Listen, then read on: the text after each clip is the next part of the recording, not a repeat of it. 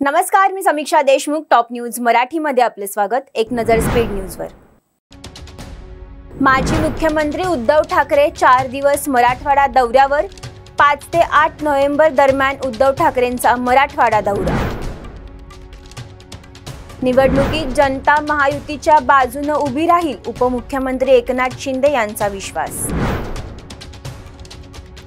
सरकारने शेतकऱ्यांना हेक्टरी 20,000 रुपये मदत करावी, माजी मंत्री एकनाथ खडसे यांची मागणी.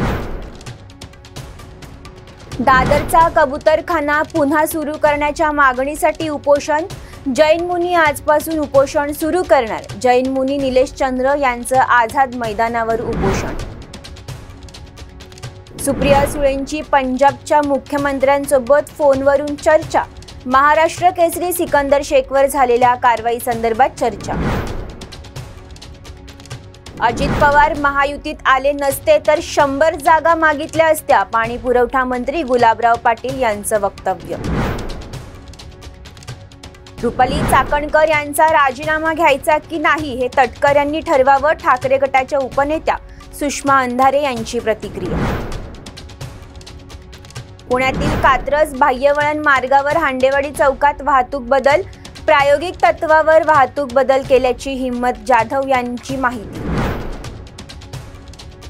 माझ्यावर होणाऱ्या आरोपांवर 2 ते 3 दिवसात सविस्तर भूमिका मांडणार, राज्य महिला आयोगाच्या अध्यक्ष रुपाली चाकणकर यांची प्रतिक्रिया. फलटण महिला डॉक्टर मृत्यू प्रकरण. राज्यभरात डॉक्टरांच्या विविध संघटनांकडून काम बंद आंदोलन. उद्धव ठाकरे निवडणुकीसाठी दौरा करत आहेत, सामाजिक न्याय मंत्री संजय शिरसाट यांची टीका. महाराष्ट्र ऑलिम्पिक असोसिएशनच्या अध्यक्षपदी अजित पवार बिनविरोध. केंद्रीय राज्यमंत्री मुरलीधर मोहोळ यांची वरिष्ठ उपाध्यक्षपदी निवड.